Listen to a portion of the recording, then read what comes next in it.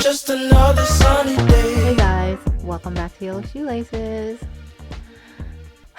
Can we just talk about the fight? Yes, the fight.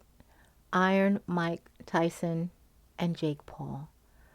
The most anticipated fight this year. Now, I just want to say, I went in not thinking any one of them would necessarily win. Did I wish that Mike would put him on a canvas a few times? Yes. But I really didn't think that any one of them would win. I know Jake Paul to be an internet celebrity of some sort, and I'm not taking his fighting skills lightly because I know that he does fight. To be a fighter, I don't care what level you're at, but the dedication and commitment that goes into training is intense. It's a lot, so I'm not taking anything away from him. But Mike Tyson, I really believe that he would put this man on the canvas. And that did not happen. It did not happen. Now, I know some people might think that Mike has been washed up, for a little while. But in my head, I always just saw Mike Tyson as this strong, powerful man. And I remember watching some videos a while back, and this is before him and Jake Paul even, agreed to fight. Just video of him, hitting the bag, talking about how dedicated and committed he is to just stay sharp, and it really impressed me. And age really didn't have anything to do with it for me. Now, I know as a fighter, as you get older, you slow down. But when you watch him in the gym, that is his place. That is his thing. That is his passion. And it shows. He was so alert, so focused, hitting that bag. And I believe if any average Joe in the street were to come up to Mike Tyson, they would be hurt.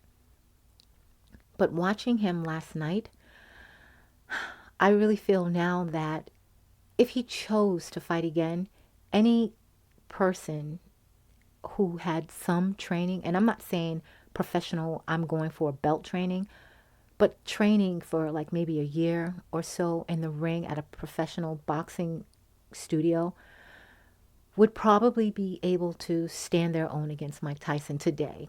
Today. And this is with training now, not some average Joe in the street, but with training. It broke my heart. It broke my heart. Now, I know the fight was Friday, but I was out and I knew that I was not going to be home in time to watch the fight. And I wanted to be really comfortable. I didn't want to be around a lot of people because I just kind of wanted to enjoy that moment and hopefully have my wish come true and just, be comfy. And I remember walking around in the city. I was out with some friends and, we passed this bar and they're like, come in, watch the fight. There's like happy hour all night long and you get to watch the fight.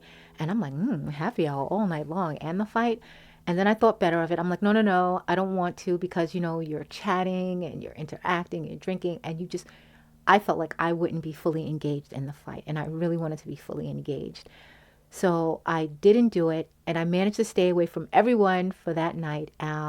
Saturday, I went hiking. So I was able to be away from everyone, in the woods, not listening to anybody talk about this fight. And I managed to do that until I got home. Thank goodness. So I get home Saturday. I'm comfy. I'm in my jammies. Have my little glass of wine. I'm chilling. I'm like, okay, we're going to watch this fight. And Mike Tyson is going to make me proud. I'm just anxious. I'm nervous because in my head, my wish is going to come true.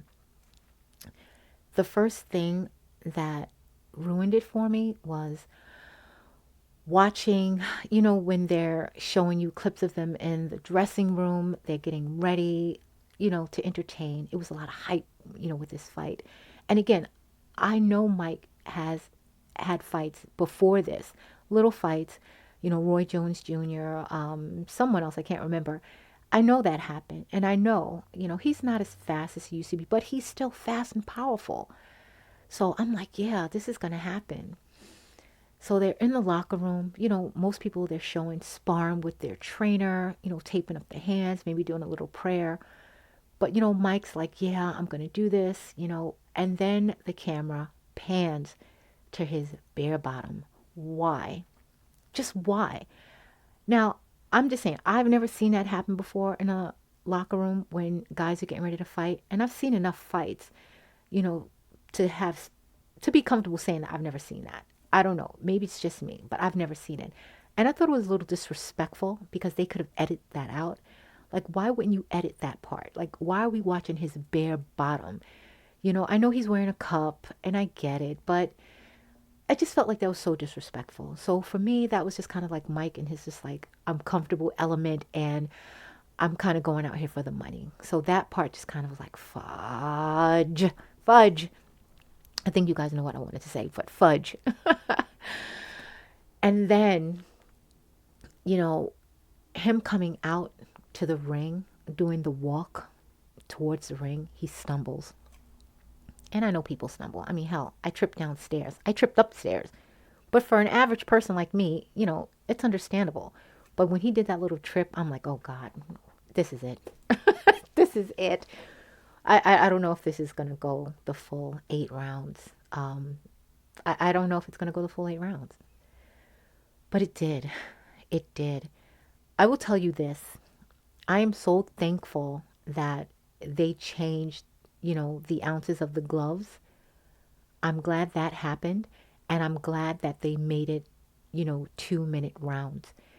Because I really feel watching this fight that if it lasted for longer than 2 minutes, I would have seen this man on the ground. And I did not want to see that. I couldn't stomach it. Like the whole time, I'm just in angst, just like, oh, this is not happening. And I found myself a few times going, why?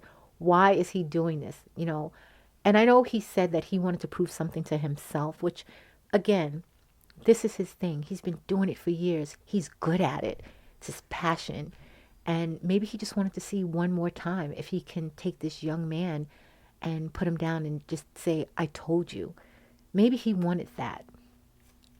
I don't know. So we start the round, tap, tap, tap, tap, tap, tap.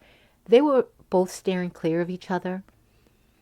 You can tell that Jake, very strong, powerful. And again, I'm not taking anything away from his fighting skills. Very powerful. But I felt that he didn't really want to get in the way of Mike's hands. He seemed nervous. Like he almost didn't want to make a mistake and possibly get knocked down. So I felt like in the earlier rounds, he didn't want to, get caught up. And I think his ego was like really there in the first 3 or 4 rounds. Don't get too cocky. I don't want to slip up and possibly get hit and knocked down. So I think it was an ego thing the first 3 or 4 rounds. But after we get past the 4th round, I felt like, excuse me, I felt that it was definitely going to be a point system. You knew it. And then I started feeling like he felt bad for Mike. Like he did not want to embarrass Mike Tyson. I started feeling that way around the 5th, 6th round. He didn't want to embarrass Mike Tyson because he could have clearly taken him out. He was still being very careful because had he slipped up once, I don't think that that would have done well for his ego, But he was still being very cautious. But I think he really could have taken Mike, but he didn't want to. I think he just felt bad for him. Now on to Mike. The whole fight, Mike was just kind of like, listen, I'm moving around. I don't know what this young kid is about. He may have watched some tapes of Jake Paul fighting. It didn't seem like he did, but he may have. I would like to think most boxers do watch tapes of their opponents. But if he did, it didn't show. He just seemed very confused. He seemed unsure of himself. And I know Roy Jones Jr. was making mention of his legs. I'm sorry, I think it was Lennox Lewis making mention about his legs and being unsteady on the legs. Oh my goodness. And I'm like, oh no, okay, he's going to make a comeback. I think by round 6, it was just pretty clear that Jake Paul was going to win this. I remember watching round 7, feeling just overwhelmed with sadness. There was a point, I think it was maybe at the minute-and-a-half mark, where Mike Tyson was just covering his face. It was almost as if he was just doing this two-step dance to just stay on his feet. My heart sank, and I'm just like muffled crying. No, no, no, no, no. No, why? And he's just shuffling around the ring with his hands up, over his face. Shuffle, shuffle, shuffle, shuffle, move. It was just like almost, I could hear the thoughts in his head. It was just like, stay on your feet, stay on your feet, don't go down, stay on your feet. All you have to do is stay on your feet, and you can still say that you went the full game with this guy. That's what I felt like he was doing. So, we get to round 8, and this is it. This is the last round. It's no way that Mike was going to make a comeback. We already know this. So we get to round 8, and Jake just kind of bows down to him like, dude, you are the ultimate fighter, and I respect you. So Mike kind of didn't know what to do with that, which is understandable, because I'm like, what's going on right now? Is he going to sneak attack him? I'm thinking this. But it was a genuine, listen, we got it. I already know I won. Just let it count down. The clock, I'm sorry. Let the clock count down. I got this. And it was over. It was over. He thanked Mike, because I know they had that little mashup early on when Mike slapped him for being kind of an idiot. But it was over. He thanked Mike. He sang his praises. And just like that, wow. And after that, standing there, you have this commentator. And his name is not even worth mentioning because he's such an idiot. He says, well, are you going to fight again? Now, Mike is clearly confused. He looked like he was ready to go home, put on his robe, his slippers, and just like have a glass of whatever his favorite drink is. So he's still kind of dazed and confused. And he's like, I don't know. It depends on the circumstance. And the guy is pushing him. But if you did come back, who would you fight? Now, Mike's answer clearly was in jest. He was joking.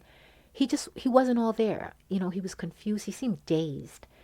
And not from the hits, but he just seemed confused and dazed. Just, I think, from the events, And he mentions Jake's brother. I think it's Logan.